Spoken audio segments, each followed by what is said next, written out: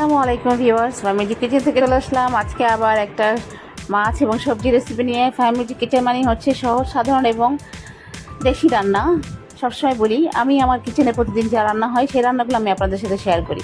তো আজকে আমি কাকরোল দিয়ে ইলিশ মাছ রান্না করেছিলাম, সেই রান্নাটাই আমি আজকে আপনাদের সাথে শেয়ার করছি। কে কে এভাবে কাকরোল দিয়ে ইলিশ মাছ খান আমাকে কমেন্টস করে জানাবেন। তো আমি আজকে এই কাকরোলগুলো প্রথমে এভাবে চাকচাক করে কেটে নিয়ে হলুদ, লবণ এবং একটু মরিচের গুঁড়ো দিয়ে মাখিয়ে নিয়েছি। তারপর সেটা আমি তেলে হালকা করে একটু ভেজে নিয়েছি। ভেজে নিয়ে উঠিয়ে নিলাম কাঁকরোলটা আমি।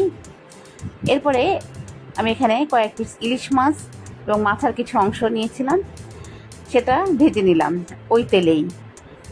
উল্টিয়ে পাল্টিয়ে ভালো মতো মাছগুলো ভেজে নিলাম।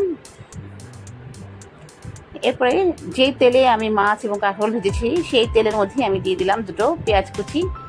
পেঁয়াজটা একটু ভেজে নিয়ে, ইলিশ মাছ রান্নায় আমি খুব কম মশলা ইউজ করি, শুধু হলুদের গুঁড়ো আর মরিচের গুঁড়ো ইউজ করি। তাই এখানে একটু লবণ দিয়ে দিলাম। পেঁয়াজটা যখন হালকা ভাজা হয়ে গেছে তারপরে একটু পানি দিয়ে দিলাম।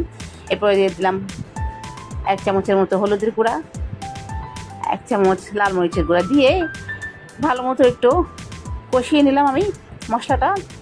এরপরে এখানে ভেজে রাখা যে কাঁকরোলগুলো ছিল সে কাঁকরোলগুলো আমি দিয়ে দেবো এখন এই মশলার মধ্যে।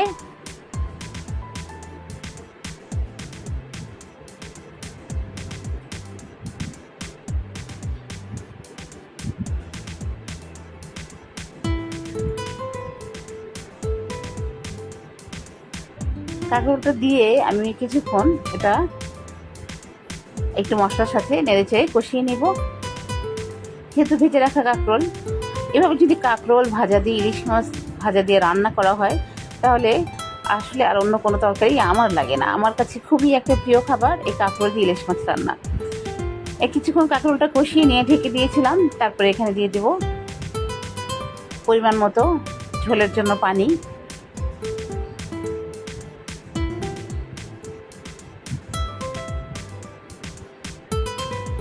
তো ঝোলের জন্য পানি দিয়ে দিলাম এখানে আমি প্রায় 1 মগের মতো দিয়ে। এরপর এর উপর দিয়ে আমি ভেজে রাখা ইলিশ মাছগুলো দিয়ে দেব। এর ঝোল দিয়েই 2 প্লেট ভাত খেয়ে ফেলা যায়। আমার কাছে খুবই মজার এই খাবারটা। যদি কেউ রান্না করে না খেয়ে থাকেন তাহলে অবশ্যই এভাবে একবার রান্না করে খেয়ে দেখবেন। পরবর্তীতে দেখবেন আপনাদের ইলিশ মাছ আনলেই কাঁকরোল দিয়ে এভাবে খেতে ইচ্ছে করবে।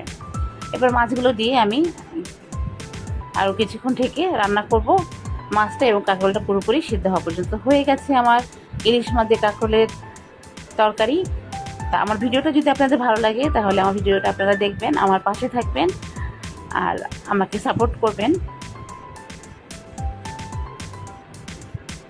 ততক্ষণ আমার সাথে কষ্ট করে ভিডিওটা দেখার জন্য আপনাদেরকে অনেক ধন্যবাদ। সুস্থ থাকবেন, ভালো থাকবেন। আল্লাহ হাফেজ। আসসালামু আলাইকুম।